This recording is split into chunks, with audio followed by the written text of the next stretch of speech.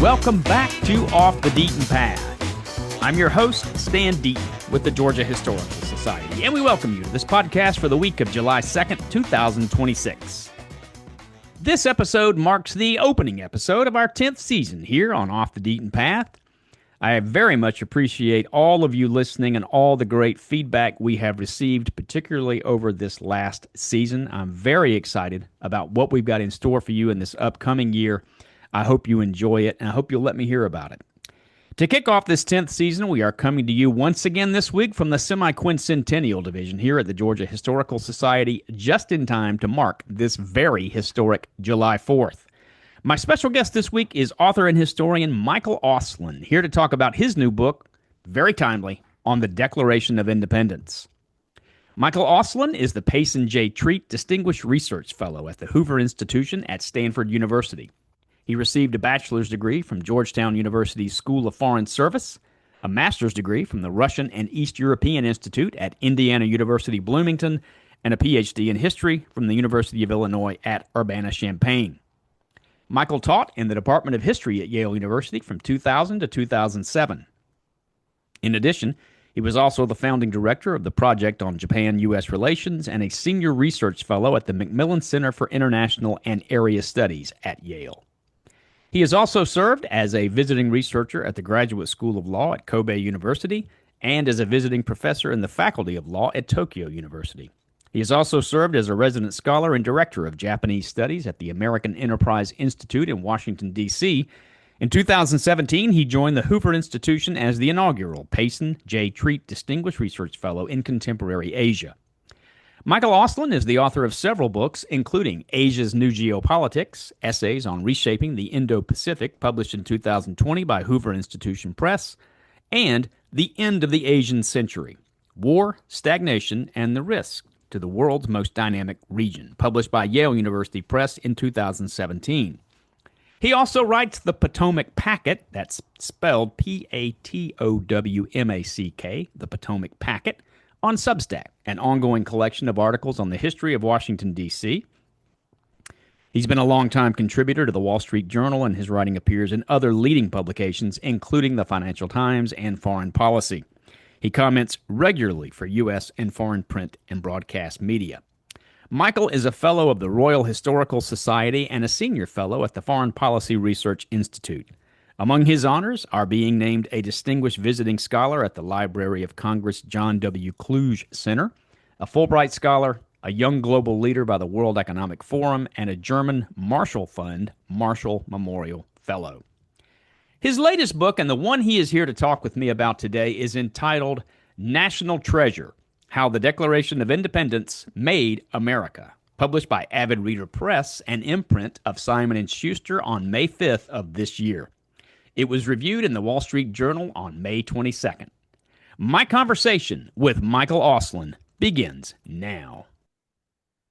Michael Auslin, welcome to our podcast. Well, thank you for having me, Stan. Your book is aptly named National Treasure, and I read one of the reviews of it already that said the book is a national treasure, which has to make you feel good. It is. The research is really impressive. The amount of secondary literature that you looked at, the amount of detective work that you had to do, and there's a lot to cover. I mentioned this is going to be dropping on July 2nd, so you have pride of place in all the US 250 podcasts that I've done, because I couldn't think of anything that was better than the Declaration of Independence. So let's jump right into it.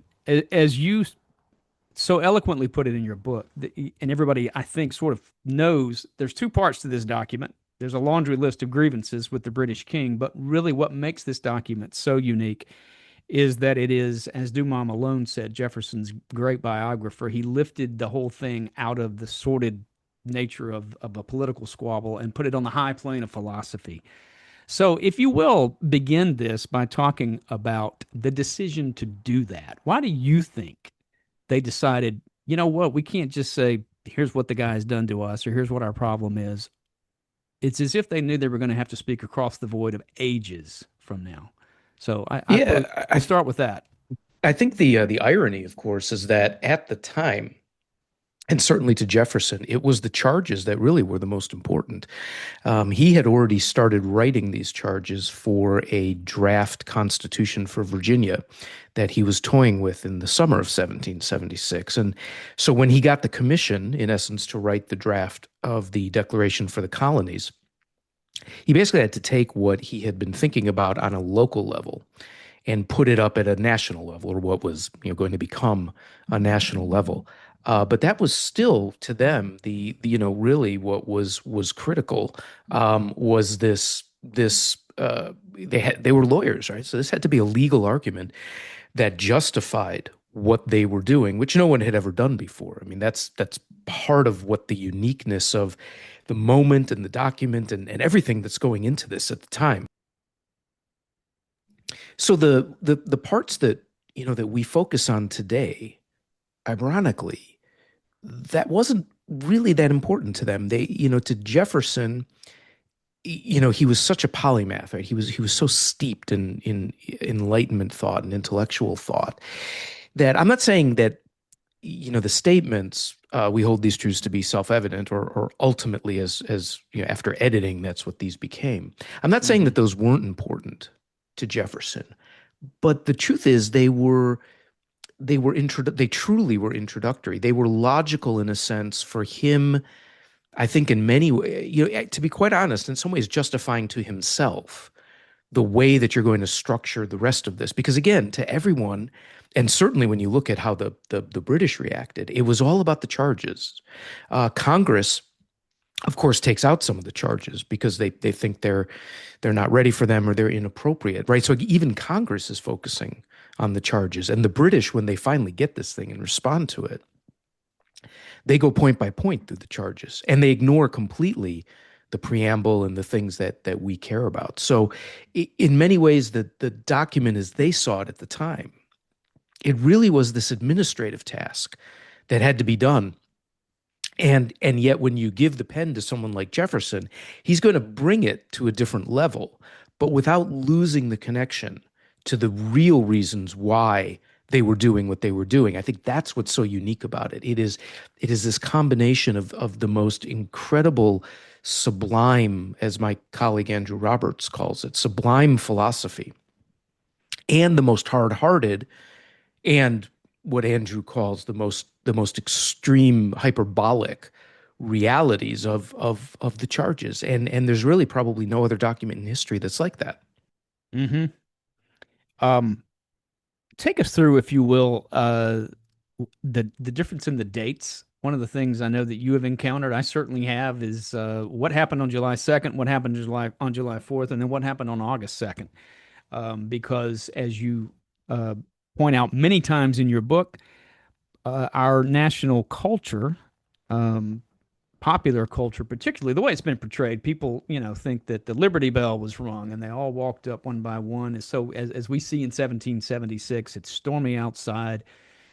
General Washington is going down in flames in Manhattan, and they're putting their names to this document. What happened on those 3 days? And even before that, if you want to talk a little bit about the drafting process. So what's really interesting is that the drafting is done in this critical moment where Congress is adjourned. By June of 1776, it's pretty clear independence is going to pass, but they need it to pass unanimously, and not everyone's on board yet. So the resolution for independence is laid on the table by Richard Henry Lee on June 7th. On June 11th, they say, okay, we're going to take 3 weeks. And really, what we're going to do in those 3 weeks is bring all the pressure to bear that we can on the recalcitrant colonies, which is really New York, Pennsylvania, Maryland, South Carolina are the major ones. But to prepare for what they know it's definitely going to be, it's definitely going to be a vote for independence. You got to get ready, and they want to hit the ground running. So what they do is they appoint 3 committees. One committee is to draft a declaration of the vote for what they assume is going to be independence. But that, again, really is just this very instrumental move because the 2 other committees are to help figure out how to win the war. First, what they call a model treaty. So there's a committee to come up with a treaty for diplomatic relations, primarily to get aid from France, Spain, Netherlands, and the like. And then another resolution and another committee to come up with articles of confederation, because they've got to figure out really how to work more together, right? They're now going to be a loosely confederated country, 13 sovereign states. So while we focus on the Declaration and the Committee of Five, really to Congress, it wasn't the most important thing. So Jefferson is part of this committee with John Adams, Ben Franklin, and two other members, Roger Sherman of Connecticut and Robert Livingston of New York. And very quickly, with differing stories about how it actually happens, he gets the pen. And so we think, he's consumed with, the agony of genius of trying to come up with what will be the greatest statement of liberty and equality in human history. Truth is, he's just writing this thing really fast. Probably takes him about a week. He's on other committees at the time. He gives it to his committee, most likely really just Adams. There's some changes made. Goes to Franklin, who has the gout, so he's not even attending. He makes some changes. Then they lay it on the table on June 28th. Congress comes back on the 1st. The first 2 days are devoted to the final debates over independence, not on the Declaration. And that's really a John Adams show. It's down to John Adams and John Dickinson, really, who are making the opposing cases for independence. Independence passes unanimously on July 2nd. So the recalcitrant colonies come aboard, except for New York, which has to abstain because it doesn't have orders yet, but it will get those instructions and join. Immediately then, they turn to the Declaration. Again, not because it's the most important thing in the world, but because they've got to get it out, because now they're going to do these other things. They're going to start trying to get alliances, and they're going to start, really working together, because after the second, the king is no longer their sovereign. So they debate on the second and third. Congress really slashes up Jefferson's draft. He hates it. We have these stories about Franklin trying to console him because they're taking out about a quarter of it, and they're condensing some of it. What they're really doing, by the way, is making it better. And Jefferson ultimately has to accept this by the end of his life. But at the time, he's so angry, he's writing copies of his own draft and sending it out to partisans saying, see, here's what Congress did, here's what I proposed. Mine's better, right? He's not taking it very well. But he's not walking out of Congress. He's not condemning Congress. Congress takes out about a quarter, including, most controversially, a very passionate condemnation of the slave trade. And this really sticks in Jefferson's craw. And this, again, was something from Virginia. He had tried to get the slave trade banned in Virginia, and the king refused. Parliament refused. And so he then brings that to the national level. And of course, that's not going to fly. It's not going to fly with some of the southern colonies. And, he blames Georgia, quite frankly. He blames Georgia and South Carolina, but certainly the northern mercantile interests are making money off the slave trade. There are a lot of voices that are not ready for this document to include the slave trade, in part because the rest of the charges, in essence, the Declaration is not a governing document, but the rest of the charges, in essence, are a list of things that a just government should not do. And therefore, by implication, they point to what a just government should do, though they're not making it, explicit. That's going to be for the Articles of Confederation. But if you put in there, the slave trade is immoral and illegal, and we therefore want to ban it, then you're actually putting on the table something incredibly radical that will be forced upon the new government, which it's clearly not ready to do, because that would break apart the Union almost before it even got started. So the debate over the draft is July 2nd and 3rd. They tear it up, as I was mentioning, about a quarter of it's gone. And then they sign it on July 4th. Now, we think of this as the great moment. But for them, they probably just did it in the morning, because there's a couple of extant letters that say, yeah, we're going to get this thing finished in the morning. And then what happens? Celebrations, orations? No, nothing. They send it over to the printer. They're like, well, now we got to tell the world about it. So they walk over this copy that Jefferson had written out in his hand and then had edited. They walk it over to a printer. He starts printing up copies of it to send throughout the colonies to tell them they are now states of a confederated nation. Uh, and then Congress just goes on with its business. Jefferson himself goes to a shop and buys pairs of gloves to send home to Monticello. Like this wasn't to them, a moment that they needed to stop and record it, and now they're reading it. The first reading actually doesn't happen until July 8th in Philadelphia. And then in other places, when they get the post riders arrive on the horses with what are called the Dunlap broadsides. These are the first printings that are done on July 4th. Then they read it. They read it in the town square. Then they usually wind up printing their own copies and sending it to all of the ministers. That to them is the real way to get this out to the people because, people may have come to the one public reading. They're not going to do multiple public readings. But what's really critical is getting folks who are coming to church every Sunday. And that's where they're going to hear about these things, just like that's where they were hearing about all these arguments about independence and about liberties and rights and the like. So they now are getting the copies that were printed on July 4th, right after the vote. They're getting them over the following weeks. And in fact, Savannah is the latest reception that we have recorded of a John Dunlap, meaning the official broadside from Congress being sent by a post rider and that horse making its way August 10th. Mm. That's 5 weeks after independence.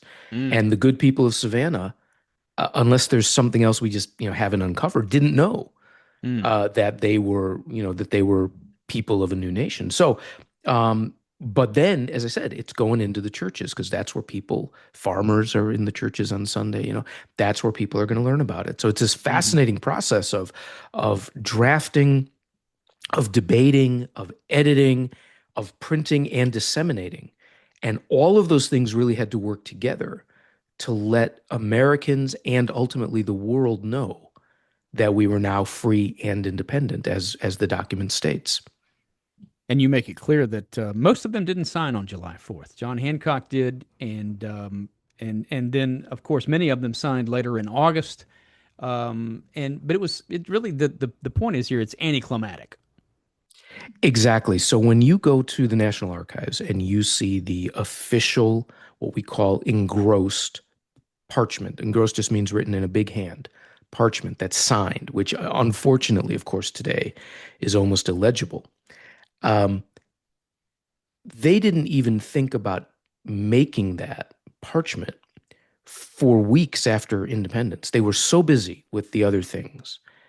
And most importantly, winning the war, right? Because we were losing the war. I mean, they're behind the eight ball. Congress is threatened by the British. George Washington is about to lose New York. There's a lot going on. They don't even think, after they've printed these declarations, John Dunlap's printings, well, maybe we need to turn it into a sort of official document. So nobody signs it on July 4th because there's nothing to sign. What is printed on the Dunlap broadsides are only two names, John Hancock, because he was president of the Continental Congress, and Charles Thompson, who is the secretary. Very, very powerful figure, almost forgotten today, but very powerful figure. So a few weeks later, once New York has also come on board, they say, well, maybe we need to put this into some more, permanent form. So they basically turn to one of the scribes of Congress, right? Everything's written out. And they say, well, you got to turn this into a nice parchment. And his name is Timothy Matlack. And he brings it back to them on August 2nd. So we're fully, basically a month from independence. And that's when they actually begin signing. But by that time, some of the members who were there on July 4th have already left. They've gone to join the military. They've gone back to their now states to either spread the word or more importantly, start setting up a government. This process isn't, we have this wonderful vision that they all line up and they sign it this one great day. July 4th, it turns out not only is it not July 4th, they signed it whenever they happened to be back in Philadelphia. So that process of putting names on the document takes months and even possibly in the case of one member, years, because he argues that he didn't sign it until years later because he was off fighting in the Revolutionary War, which didn't end until 1782. So we have these myths about the document that have developed, which I actually think are fine. We need myths and we need stories, but then we also need to know the truth. And so if we want to talk about American unity through our history and sort of point to this moment where it began with the signing of the Declaration, I actually think that's fine. It sort of talks about our hopes of how the nation was formed and our hopes of how the nation will stay together. But at the same time, you need to then say, yes, but here's the truth. And the truth is, independence was not July 4th, it was July 2nd. The document wasn't signed on July 4th, it was signed months later. And what we think of as the first declaration, that beautiful signed parchment, actually was, if not quite an afterthought, it was a second order of business that came a month after independence. So let's take a moment and talk about the actual documents themselves, because it's a parallel story that runs through your entire book. It's not only about what the Declaration then goes on to mean to various generations of Americans, which very different things depending on when you're looking at it, but the document itself. Now we know that Thomas Jefferson kept his edited draft, and kept it, I think, most of his life until his family donated it to the government. It became part of, I think, the Jefferson Papers at the Library of Congress. But the thing that they took over to John Dunlap in Philadelphia on July 4th, I think, correct me or you'll check me, that has never turned up again. Whatever he did with it after he printed it, we don't know. That is correct. And the reason that's important, Stan, is because at that moment in time, of course, the only thing that would have been official would have been the very piece of paper that the members of Congress, the Continental Congress, read, debated, edited, and then said, okay, we adopt it. That would be the official declaration. And somebody had to carry that over to the printer because they said, we got to get this printed. And that disappeared the moment it got to the printer's shop, which is staggering if you think about it. No one thought, well, maybe we should keep this piece of paper. And the reason we know some of this is because in the handwritten journals of Congress, on July 4th, it says, the declaration being read again was agreed to as follows. That's written in the hand of Charles Thompson. And then the page is blank. Because in the press of business, he didn't take the time to rewrite the declaration. He didn't write it in the journal. And as we've never discovered an indication that he rewrote, it's 1,300 words. And this was a rushed printing job, that it was rewritten because, writing it's going to take some time. And they were basically on to the next thing and also let's get this thing printed up. So almost certainly what happened, or let's just say the best we can figure out what happened, is that the what's called the fair copy, that was a clean copy of the draft that Jefferson wrote after he showed it to the committee and it adopted their edits. That's the piece of paper that he laid on the desk of Congress on June 28th. We have no other records that say they did anything with that again. They printed it up for copies. They didn't do anything. They just had that lying there. Members could come and look at it. And then those 2 days of debates, we have no indication that they wrote anything out other than on that copy and, scratched out lines and inserted lines. And in fact, Jefferson's own handwritten draft, his personal draft, he did the same. He followed along, editing it and adding to it. The additions were more minimal, right? So it was easier. You just had to scratch out a lot because Congress is taking out this stuff.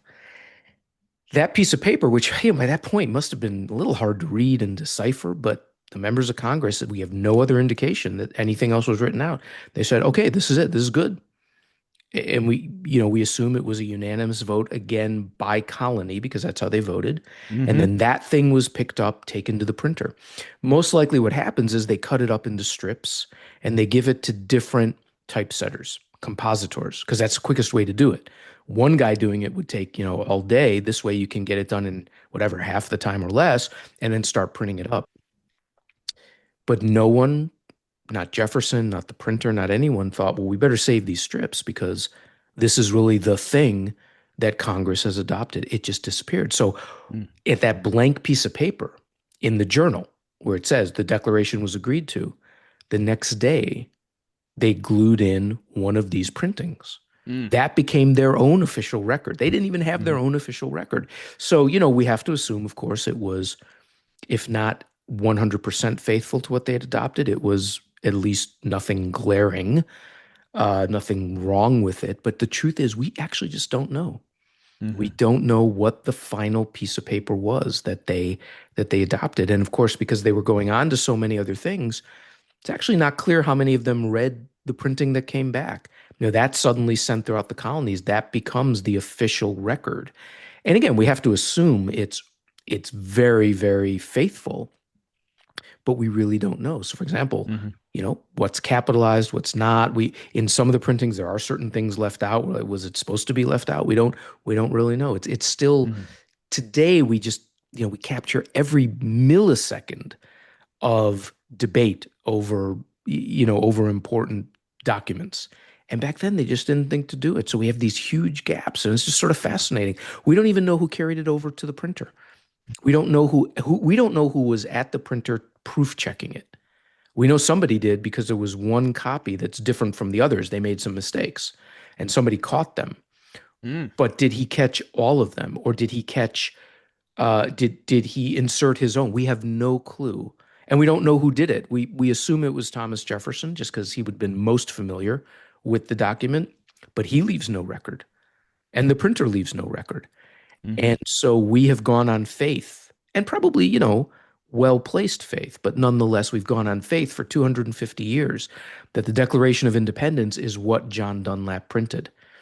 And even if it's 99.9% a certainty that that's right, it still is fascinating that we nonetheless can't be 100% sure. Mhm. And is that how inalienable became unalienable? Was that in that process? Yes, exactly. That's Yeah. exactly right. In fact, now the terms are really used interchangeably. And so Mhm. where Jefferson writes unalienable, right? I always get them confused because I think this he wrote inalienable, and with un is what was printed. The right. official. You're correct. Exactly right, Stan. So unalienable is printed. But it's funny because I think that when John Adams copies Thomas Jefferson's draft, so he copies it very early. There's a copy of the draft in John Adams's hand Mm. that's held by the Massachusetts Historical Society. I was able to go see it. I believe, I have to go back and check, but I believe he writes unalienable, even though inalienable is exactly what Jefferson wrote and what he had in the draft, and then it gets to the printer and he makes it unalienable. Now the two were largely interchangeable, but that's one thing. Another thing is, of course, the famous line, um, "All men are endowed by their Creator with certain unalienable rights," as we're talking about. That among these are life, liberty, and the pursuit of happiness. Well, in the printing they're capitalized, but in Jefferson's draft they're not. Now, does it change the meaning of the document? Not really, but you have to wonder, why did Jefferson not capitalize it? And by the way, John Adams did in his recopying of it, Hmm. and then the printer capitalizes it, and the capitalization is all over the place. What we call the orthography is all over the place. But again, we don't know if there were. Um, Obviously, we know there's stylistic differences, but we also don't know if there might have been certain things that slight things probably, but that did get dropped out, particularly in terms of punctuation. Mm. Now let's stay with this for a minute because this is fascinating to me. The idea of the physical declaration, because it has become absolutely an American icon. So you said that they have been discovered. There are 26 copies of the Dunlap broadside that have survived Hmm. 250 years that are still out there themselves. They've been found in all kind of strange ways and interesting ways, and you recount some of those. But let's stay with this for a minute. So at some point they make this engrossed copy. Yeah, And this fellow Timothy Matlack, whose identity I think was kept, it wasn't revealed until the 20th century, the first two that's right. decades of the 20th century. I think That's right. Gilliard Hunt is the one who did the detective work on that.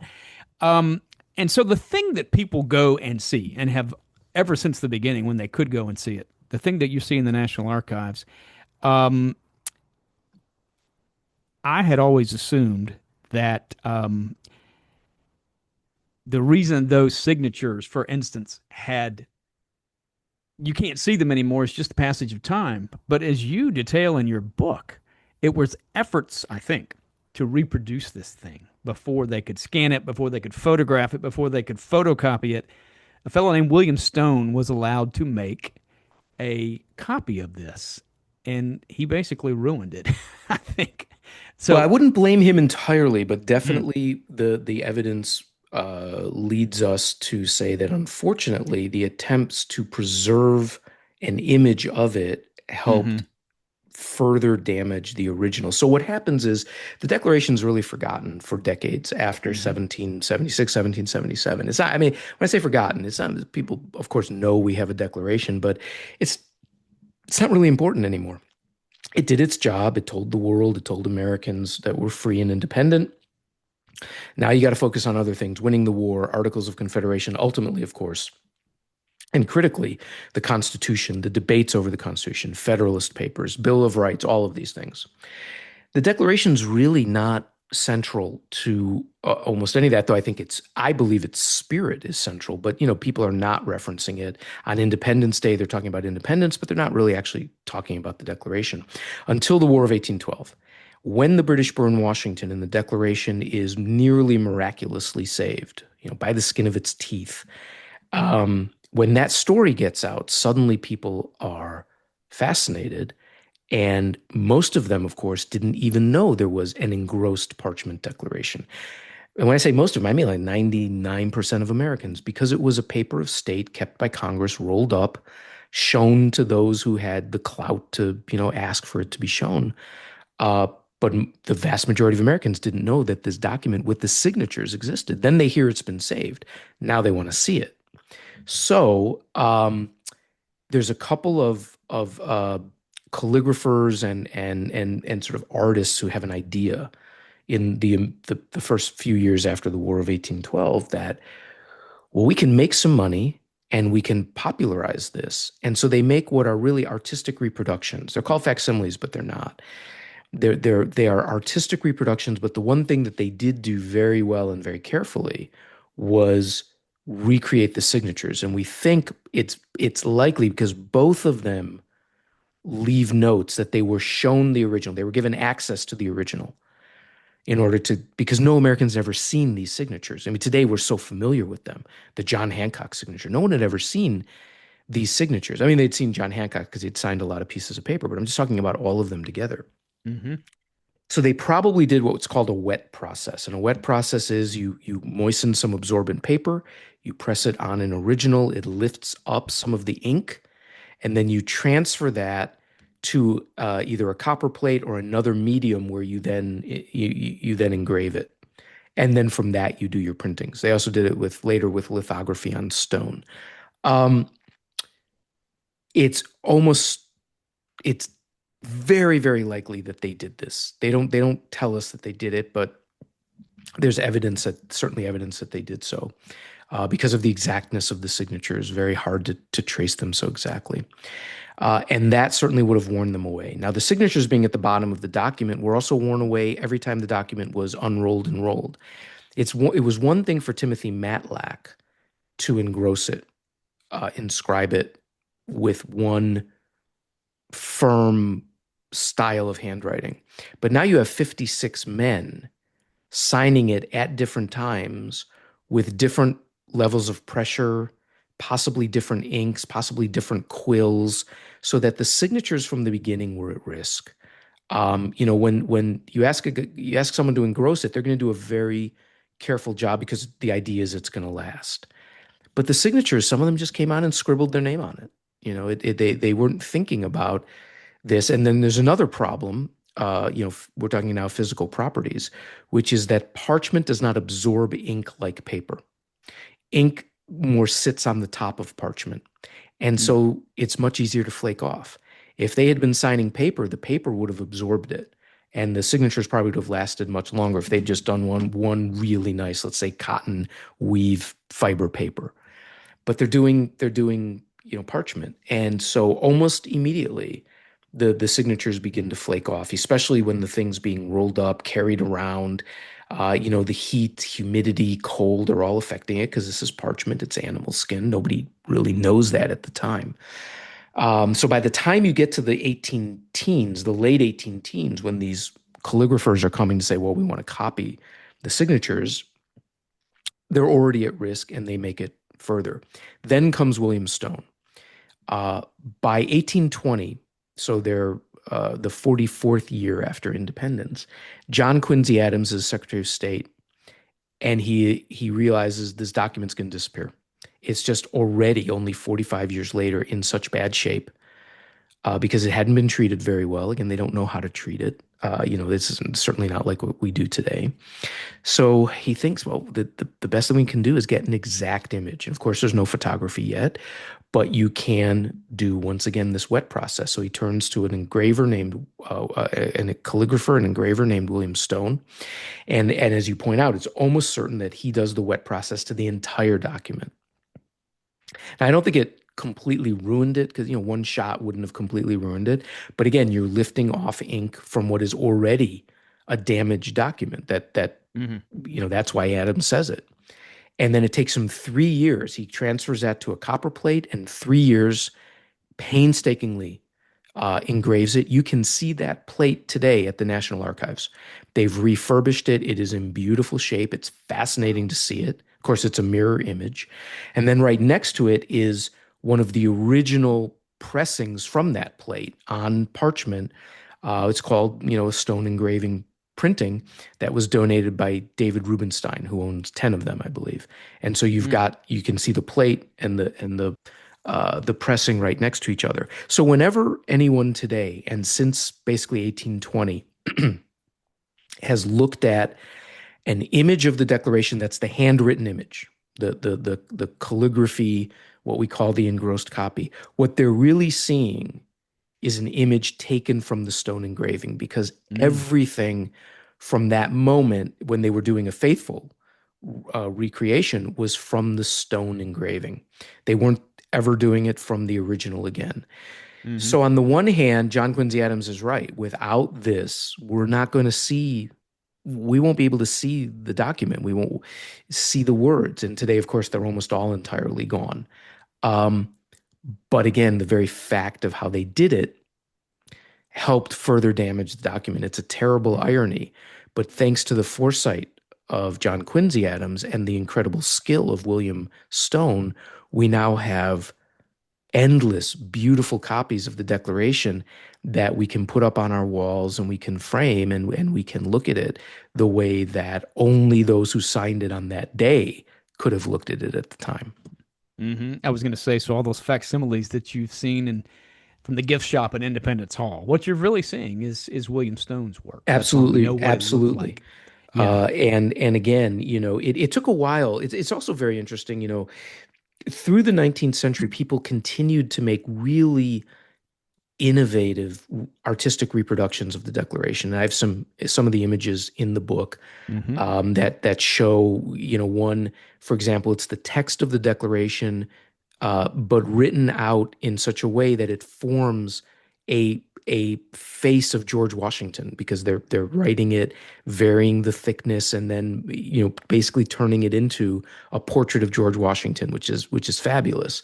There are over 100 different printings and reproductions of the Declaration, including some of the stone ones through the 19th century. But people are doing all sorts of inventive ways where they're illustrating it. They're putting images of the signers around it or the founders around it. Founding fathers like George Washington, who never signed the document, of course, but he's put on these reproductions, or seals of the states, or great scenes from American history. There's this endless, fascinating way that Americans reproduce the Declaration. And then right at the turn of the 20th century, or right just before the turn, the Chicago Tribune reprints the stone in its July 4th edition of 1895. And as far as I could be able to trace, what happens is that the State Department, the Declaration had been on display for a good chunk of the 19th century, from 1841 to 1876. It's hung up in the old patent office which is now the National Portrait Gallery. It's then brought up to Philadelphia for the Centennial Exposition, where millions of people see it, and then it's brought back not to the Patent Office but to the new State Department building today, the Eisenhower Executive Office building, the very the French Second Empire building that's next to the White House. And it's sort of taken away from the public, but it is put up in their library. So people going through the library, it's up in a case in the library. And then in 1893, it is taken away because it is faded so much. It's put in a cabinet.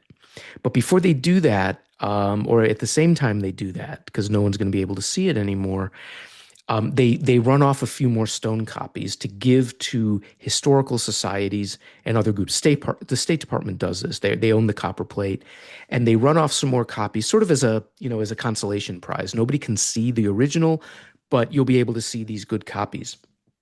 And one of them, I believe, as best as I can reconstruct, no one's ever looked at this carefully, but makes its way to the Chicago Tribune, and they print it. And then the stone becomes the image. Every July 4th after that, newspapers around the country are printing the original stone. No one's ever seen it, the full thing, because it had been it had been printed for official purposes. And so when I say no one, I don't mean no one. It had been reproduced in some volumes of historical documents, but really it had not fully made its way into the public consciousness until very late in the 19th century, and then suddenly the newspapers get it. And because reprinting is much easier now in the newspapers. Before, they would print block text, but now you could do this sort of lithographic image off of stone, not William Stone, but literal like basalt stone, and then reprint it. And so when you hit the 19th century, it's really fascinating. All of those artistic reproductions sort of peter out. They disappear because now Americans can have a faithful image of the Declaration. And of course, it's right about that period that the very first photographs of the Declaration are taken in the Ladies' Home Journal. It's 1897 that the very first image, photographic image of the Declaration is made. And that is also a moment when suddenly people are fascinated by the actual copy. And instead of now sort of satisfying themselves with these reproduced copies, I'm sorry, it was 1898 actually, Ladies' Home Journal, they want the real McCoy. And the real McCoy is very occasionally photographs, really only Ladies' Home Journal until much later in the 20th century, but the stone. And so really, without John Quincy Adams, we would not have that celebration of the Declaration where people could cut it out of newspapers and put it on their walls, or later buy copies that are sold at historical sites. And I just find that such a fascinating part of the history of this document and how important it becomes to us. And I didn't know any of this until I read your book. And let's stay with this for a minute. You mentioned the Patent Office, where it was hung upstairs directly across from a big tall window where sunlight shone on it for the 35 years that it was there. Yeah, when you go, I actually was trying to trace exactly where it was based on the descriptions. Ironically, in those 35 years, no one ever either took a photograph, because we did have photography, or even did one of those great illustrated images. There's lots of illustrations of the Patent Office and the National Museum where the Declaration was kept in the Patent Office, but bizarrely, and I worked really hard with the historian of the National Archives on this. We worked really hard together. We could never find an image, which we found really strange, because in those 35 years, the Declaration became one of the top tourist destinations in Washington, D.C. Everyone wrote about it. It was in newspapers. It was in personal accounts. It was in periodicals. People would talk about going to the Patent Office and what was called the National Museum or the National Institution. It was really the forerunner of the Smithsonian. And seeing the Declaration and talking about the Declaration, and yet So strangely, no one ever made an image of it. And we're still digging. We still want to find an image somewhere, and we just have not Mm. found an image. Hmm. But people are talking about how faded it is, and they're talking about, it needs to be better protected. But based on where they said they put it, you can still go up to the second floor. Unfortunately, it's been filled in with offices, sort of. But it was one massive gallery. It was the largest gallery in America, which is why they put the museum there. It had something like 5,000 different objects, and you can find descriptions of this. And it was a huge, huge tourist site, and it's still a very beautiful building. And the room, while altered, is still very beautiful. But there's a big portico that comes out over that area. And so I don't think the Declaration was in direct light because the sun wouldn't have hit it, but it's definitely in refracted light and it's definitely in light. There's enough Hmm. light that's coming around and through that it's fading it. And yet when it's hung in 1841, they already talk about how faded it is. Hmm. And then by the time you get to the 1870s, they're very concerned and they start getting blue ribbon commissions and scientific committees trying to figure out how do you save it? How do you preserve it? There was no science of conservation. No one knew what to do. So they get all these crazy suggestions. People write in and say, well, let me trace over. I'll re-ink the whole thing. Well, then it wouldn't have been the Declaration anymore. And one guy says, I will apply acid to it that will bring out the ink. And thankfully, these committees were very conservative and said, no, thank you, but no, we're not going to do any of that. And they basically said it should just be taken out of the light, put it in a safe in the dark, put it between glass, and Hmm. that's the best thing to do. And they did that for about 3 decades, and then later decided that they could put it on display in this time they decide they're going to send it to the Library of Congress. They can put it on display in a new shrine. It'll be covered at night, and they're going to have special glass with a film in between to try to diffuse the light, and it can be seen. And so it goes through these phases. It really is a life story for the Declaration. It's displayed without any real idea of what that's doing to it. Then they say, well, don't display it, put it away. And then they say, yes, you can display it, but let's try to be a little bit more careful. And it's not until 1951 that they do the first real scientific efforts to preserve it by building an airtight case, filling it with helium, putting in humidity sensors, and sort of the modern attempt to conserve the document. So if you think about it, by then it's 175 years old. It's really sort of a miracle it survived up until then. Hmm. And it's a fascinating story that you tell as to how it moved from the Library of Congress to the National Archives, a building that was built specifically for the archives. I think it opened in 1935. And you mentioned the preservation. At one point, I know during World War II, you tell the fascinating story about how it went to Fort Knox, went down to Kentucky Secretly, absolutely. In the secretly, and in the dead of night, it's hmm rushed under armed guard to Fort Knox and kept there because we forget that back then people were worried. The president was worried. President Roosevelt was worried that the Nazis had these new, basically what were intercontinental bombers, big four-engine bombers, mm, and the fear was that if they took over the Azores in the Atlantic, which they thought the Nazis were aiming for, that they would then be able to reach Washington, D.C. with these bombers, and they could do to Washington what they'd done to London, basically do a hmm blitz. And the Library of Congress was not going to survive that. They had fascinating studies on the types of bombs and ordnance that was being used in Europe, and looking at what would happen in Washington. They said it's not going to survive, so we have to hide it. Hide the Declaration, the Constitution, and the British gave us the best copy of Magna Carta. They said, please mm, protect it. And so all of these are rushed to Fort Knox. Then they come back after the fear of that is gone. And yet there's a new fear now. There's a fear of atomic warfare. hmm And once again, the library is there's two problems. One, the library is not going to survive an atomic bomb hit. And secondly, it's just weird that we've had this empty rotunda in the archives for now, almost 20 years, getting on close to 20 years. And they think it's really time to get this over there. The library, the early librarians did not want to give it up. There was a lot of bitter feeling. There's still some bitter feeling, but the idea is you send it to the archives where, first of all, it's supposed to be. And secondly, you build, which you couldn't do in the library, you build this bomb-proof vault that it can go into every night. So in 1952, the year after it's put into these new scientific cases, they agree. They send it over to the archives.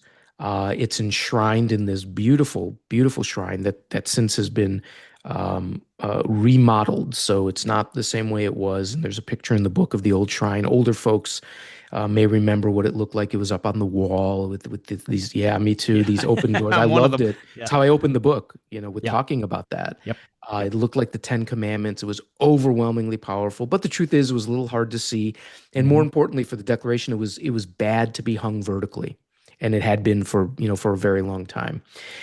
So they've redone that. They redid that in 2001 to 2003, but it gets there in 1952, and every single night it goes down into a vault, and it still does, which is this sort of great Cold War vignette of, we're using the document as this icon of freedom and openness and the fight against totalitarianism and the struggle for the free world. And yet every night we have to hide it away. It just tells you what a perilous time it was. But the fact that it took nearly 20 years to get the documents over to the National Archives is its own fascinating custody story. Again, it's just, we think of the document, you go see the Declaration, it just looks static, it looks motionless, and yet it has had this unbelievable life of adventure and controversy precisely because we care about it so much. And that's so much of what appeals to me about the document. And you tell the story of the physical declaration and its journey that you just talked about, which is fascinating. And at one point, somebody put Scotch tape on it, which I was horrified to learn. I've working in an archive. I know that I've seen And what glue. Scotch tape, glue. Yeah, Scotch glue and tape. It's unbelievable. But the truth is they were doing the best that they could at the time. They were doing what they thought was right, and it turns out to have been horrible for the document. It's a miracle. Fort Knox is the Fort Knox is the first real time they can do restoration to it. First repairs, serious scientific repairs. They have two basically art conservators come down from Harvard. They get at the document and they meticulously describe what they do, and they describe spending so much time scraping the glue off. Can you imagine that? It's unbelievable today, but again, people did what they thought was best and ultimately got to this point where the document could be repaired. I mean, corner had separated. There were cracks. There were holes throughout the document, cracks throughout the document. The infamous handprint, which still exercises the archivists to this day. One of you the said new, you can still see it. Oh, you can see it very easily. Ooh, and one of the new forensic things that I was able to discover in the book is to shrink the time frame of when that handprint might have been put on the document from a 40-year window to basically a 20-year window. I'm sorry, a 10-year window. And I think that's really important because it helps us narrow down when this damage might have occurred. And, I put my own suppositions in the book, as to what I think happened. But before they sort of said, well, somewhere within 40 years. And then I found photographs and we blew up other photographs. And basically, what I was last told is they basically accepted my argument that it happened within what's in essence a 12-year time frame, which is but really narrowed to when we think it happened. And it's a big difference, if you're trying to think about how we care about this document. But yeah, it's staggering.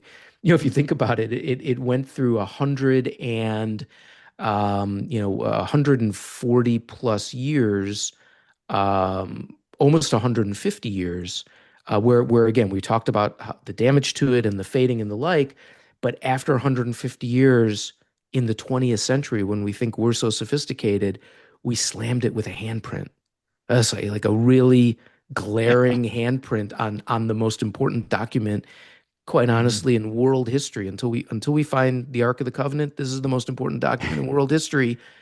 And somehow 150 years went by until we slapped an oily handprint on it. And this drives the conservators crazy It's to this day, they're just trying to figure out how it got there. They want to Yeah. fingerprint it, see if they can figure out who did it.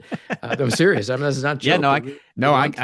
I bet, I bet. Yes, I know, and I've worked with archivists. Yeah, and it is staggering. Real quickly, I want to take us back up to the philosophy of the whole thing because you also point out that throughout our history, various causes have looked at this document for inspiration or argument. Abolitionists quoted the part about all men are created equal. Southern slavery apologists and defenders quoted the part about when a government ceases to fulfill its functions, people have the right to sever themselves from that government. Fast forward 100 years, you've got Martin Luther King, who famously and eloquently said it's a promissory note that they signed and that all Americans will eventually cash in. It has sort of been that as other scholars have said about the Constitution, it has been an argument, an invitation to an argument, has it not, throughout its history? Yes, so that's an interesting way to put it. Nobody's put it to me that way, and I would say the Constitution is absolutely an invitation to an Mm-hmm. argument, and I would say the Declaration is an invitation to a goal and a dream. Mm. Without getting too close to Martin Luther King, but it's an invitation to a dream. The Constitution tells us how we will live in a political community, and therefore it's always up for interpretations. It's up for amendment, changing it to fit the times while adhering to the spirit, of course. The Declaration tells us how we should want to live in a political community, in a social community. And I think that's what gives it its power. It's not of the political process. And I think that's why it became such a touchstone, of course, because of the philosophy, but because precisely it wasn't saying government shall do this, shall not do this. But it leads us to that. It's sort of bringing us to that promised land, and that's why everyone could appeal to it. It starts with socialists saying we need a more fair system.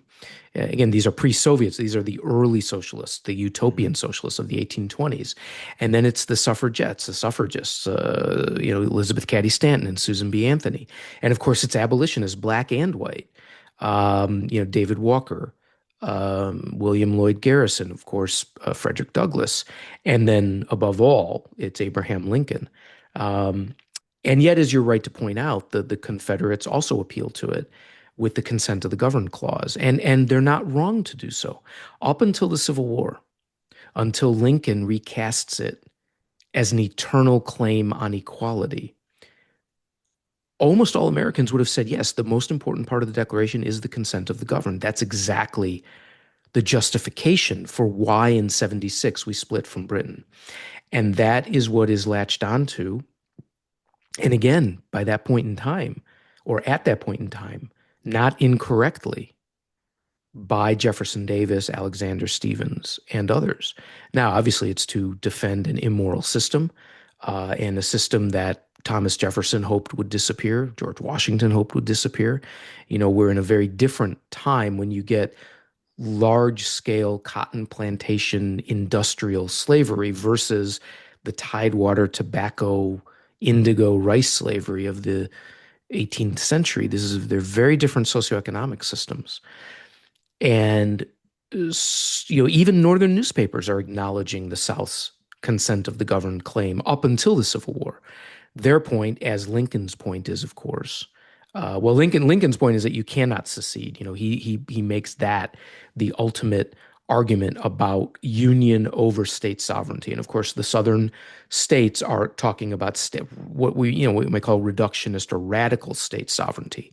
We no longer consent, therefore we are seceding, and they make up their own declarations of independence, starting with South Carolina, which, like many of what the suffragists did and what the abolitionists did, they quote verbatim the Declaration, to support their cause. And when Mm-hmm. these northern newspapers before secession are taking up this question of, well, are the southern states right to talk about consent of the governed, they say yes, but it has to be done peacefully. So of course that's the problem. It's not going to be done peacefully, and it can't be done peacefully. So, the history of the appeal of the document is, it's endless in terms of each group appealing to it. Now, other than the South, and very fringe groups like the Black Panthers or militia groups.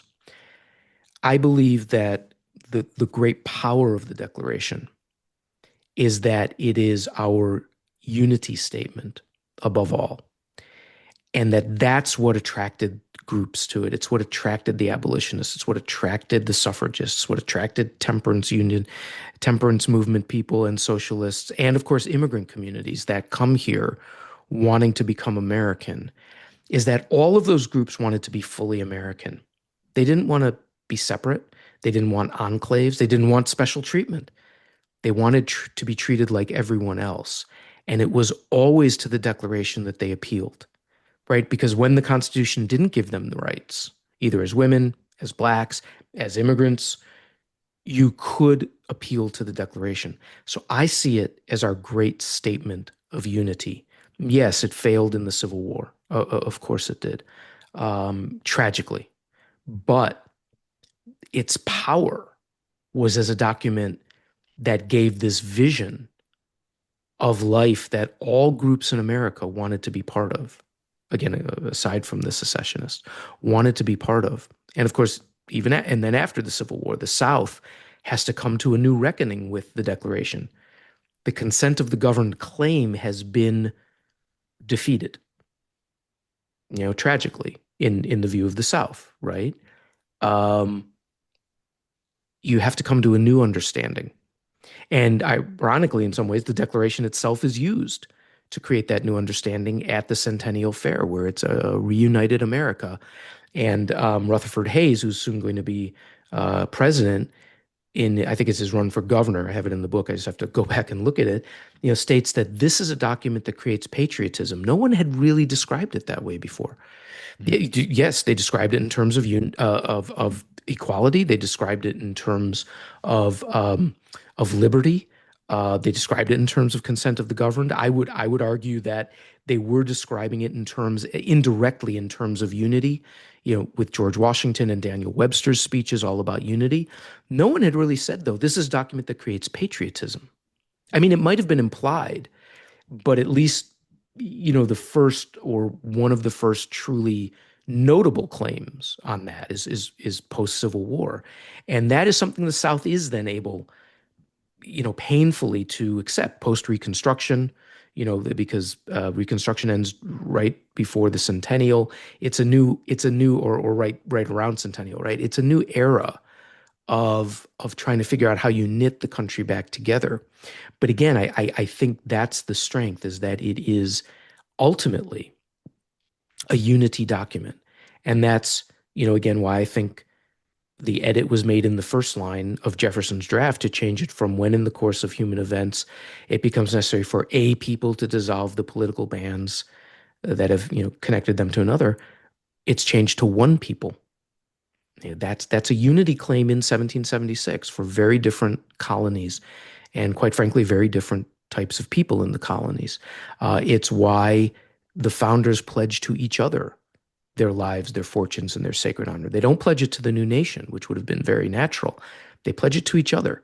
I think they, without stating it overtly, were making unity claims, and intended for it to be read as such, even with the equality and liberty claims, which were central. And that's really how I hope we read it today, is as a unity claim. You've gone far to answering this last question I put to you. You say at the beginning of the book, we live in a very skeptical and pessimistic age, but this is a optimistic and hopeful book. I mentioned that this podcast is going to drop on July 2nd. The semi-quincentennial, the great day, is upon us. What do you see as the future of the Declaration? That may be a strange way to ask, but we live in, obviously, I don't have to tell anybody, we live in extremely partisan times, not for the first time. I would argue that we've always been partisan. It may seem more so now because of all the things that bring it instantly into our lives. Where do you, Michael Auslin, see the future of this document in the United States of America? Well, I am hopeful. I'm hopeful in part because doing a history of 250 years, showed me we've been there before. Now, there's always the possibility. I don't think it's very likely, but there's the possibility that we repeat the tragedy of the mid 1800s, because anything can happen, and that was the one time that we did disunite, and it was horrific, and it's still the scar and the wound that we live with. But 250 years showed me that we've come through so much, and we've had really bad times. And yes, we've changed at each of those stages. We've changed, and yet we have stayed together, even as we have evolved and diversified in ways that the founding fathers could never have imagined. I don't think you can take it for granted, but I do think that the document is remains our starting point. I guess some people these days call it first principles. Well, I guess that the Declaration really remains our first principle, and it needs to be taught. It needs to be understood. It needs to have a claim, I believe, on the allegiance of Americans. Um, to be patriotic does not mean to be uncritical, or to believe that America is a great country does not mean to be uncritical. I'm very critical, but I also believe we are a great country, and I believe we are a unique country. Doesn't mean there aren't other wonderful countries, but I do believe we are unique and we are great. And I am very patriotic, but again, as a historian, this last week, or when we're taping this, which is in on June 10th, we just lost our greatest historian of the Revolution, Gordon Wood, tragically, who spent 60 years teaching us about about the Revolution, and teaching us about how we became Americans, and just so tragically did not live to see the 250th, by just less than a month. Was lost his life in an accident. Um, but we have gone through so much, and changed, and yet we have this touchstone that so many of us who were not here in 1776 can reach back to and learn from. Uh, there's this argument that sometimes comes up. Are we a nation of a creed, meaning a belief, an idea, or are we somehow more rightly a blood and soil nation? Your ancestors had to be here in 76 or at some point in time. And of course, we're a creedal nation, but the creed also has to be preserved, protected, and lived, and loved, quite frankly. We have certain beliefs. All men are created equal. We have beliefs in democracy. We have beliefs in opportunity.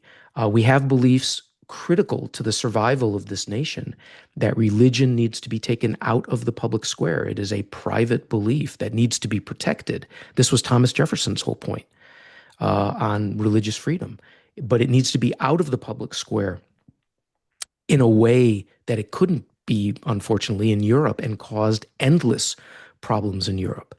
So that doesn't mean that you're not a religious nation, that each one of us has the right to worship God in our own way, but that is private, and that the state has no role other than to ensure that everyone can do that. But you can't bring religious tests into the public square, or charges of dual loyalty against citizens because of their religion. You will then tear apart the nation. And so we have to remember these things, and we do that by going back to the Declaration that began it all, and then going forward through the Constitution, through the Bill of Rights, through George Washington's letter to the Jews of Newport, which really sets the stage for religious, not just toleration. And he writes in that letter, it's not toleration, it's acceptance, that you are citizens as all of us are citizens, and that extends then to everyone in the nation. But that means you also can't claim special privileges regardless of what your religion is. You can claim protection, but not that you get special privileges over and above other religions. We have to go back to all of these things and study them again and understand them. I'm heartened that we have so many new civics groups and institutions and schools popping up. Some are in the universities, some are outside the universities. Some have been around for a while, many are new. On the one hand, that goes to the problems we have of having not taught civics and not taught our history very well, and made it a bone of political contention. And again, here, the life of Gordon Wood, I think, is so critical in how he was a man of facts. He was a man of the historical record, and his judgments were drawn from that. They were not drawn from ideology. They were not drawn from political partisanship. And so he was criticized by the left. He probably was criticized by some on the right, which means he was doing his job appropriately, which was not to bring a preformed perception to what he did, but instead educate us by bringing us, as he did probably better than anyone in our history, bring us back to those endless documents and pamphlets and the like, along with his great teacher, Bernard Bailyn, and from them learn and draw the lessons that are needed. That's where I think the Declaration stands first and foremost, but it does need to be honored. It needs to be taught. It does not need to be denigrated. As one of the things that Professor Wood said just a few months ago in an interview, to condemn the past for not thinking like us is just unhistorical. Those are his words, not mine. Mm-hmm. Mm-hmm. And he repeated that over and over. So to denigrate the founding fathers because they didn't do things that we in the 21st century think is right misses the entire point of the American experiment and misses the entire point of the Declaration. Of course, the Declaration did not talk about women. It did not talk about blacks. It did not talk about American Indians. It did not talk about what we would consider, the immigrant groups later that did not fall under protection, such as Asians.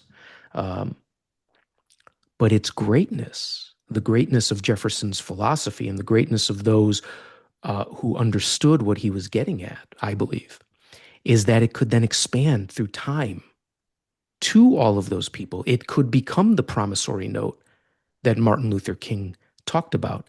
If the document wasn't great, it couldn't have been the promissory note. It could not have done all those things. And that really is the great final lesson, I think, that Professor Wood was trying to teach us. We can all be critical of the nation and criticize things in the nation, of course, but to delegitimize it or to say the entire project was somehow not about freedom and liberty, when that is all that they talked about, is truly to misunderstand. And so I'll just end, if I can, with something I try to mention in my talks, which is that, the founding fathers were brilliant, vain, irascible, difficult, visionary men, utter realists. Otherwise, they couldn't have survived. I don't think they expected us to love each other because they were too much realists to know that. But I'm pretty sure that they knew that we could not hate each other and survive as a nation. And we have a lot of hatred out there now, real hatred. It's shown in the polling, it's shown in the videos, it's shown on the streets. I think if they were here today, they would look at it and say, you can't hate each other and stay together. And the one time that we truly hated each other over slavery, we did split apart. And it was the greatest tragedy in our history. So we need to go back to these principles, starting with the Declaration and understanding how a very diverse set of people at the time, for the 18th century, extremely diverse, nonetheless found ways to unify, not solve all the problems, but continue to try to work through them and then learn the lesson of what happened when they failed. Because if we continue down a road where we think it's okay to hate each other and delegitimize each other, and quite frankly, attack each other, and we don't stop that, then we're going to be in very dark times. And I believe we will have betrayed the legacy, this precious legacy that was given to us by the founders, the signers, and those who through the years, like Gordon Wood, were trying to teach us what our real inheritance is. I can't add a word to that. That is well said and a perfect way to sign off on the anniversary of a great day in our history. The author is Michael Auslin. The book is entitled National Treasure: How the Declaration of Independence Made America, published by Avid Reader Press, an imprint of Simon & Schuster, and it came out on May 5th of this year, and as one reviewer called it, and I completely agree, the book itself is a national treasure. Michael, thank you so much for giving of your time to come on here and teach us about this precious document and what it means and what it stands for, and best of luck to you in everything you're doing going forward. Well, Stan, I really appreciate it. Thank you so much for having me and letting me wax a little, wax rhapsodic about the Declaration and about the country, which I really appreciate that opportunity. It's been my pleasure. Thank you. My thanks to Michael Auslin for joining me on this podcast. You can find out more about his book at simonandschuster.com. The hardest working producer and engineer in show business, the producer of this podcast, as well as the czar of our Tallahassee office, is our very own and indispensable Brendan Crellin. Learn everything about the Georgia Historical Society at georgiahistory.com and the Georgia History Festival at georgiahistoryfestival.org. If you're a fan of Today in Georgia History, and who isn't, check it out at the completely redesigned website at todayingeorgiahistory.org, and you can see it and hear it currently airing twice a day on TV and radio on Georgia Public Broadcasting. You can find this podcast anywhere you can find podcasts, including Podchaser, YouTube Music, Spotify, and of course, the podcast app on your phone. Wherever you listen or find it, please like, follow, subscribe, and share, and drop me a line, please, at sdeaton@georgiahistory.com. Be sure and like Off the Deaton Path on Facebook as well. You can also treat yourself to every Off the Deaton Path podcast, blog, and video ever created at deatonpath.georgiahistory.com. Stay safe, stay strong. I'm Stan Deaton with the Georgia Historical Society. I hope you enjoy this momentous historical July 4th, 2026. And as always, thank you for listening.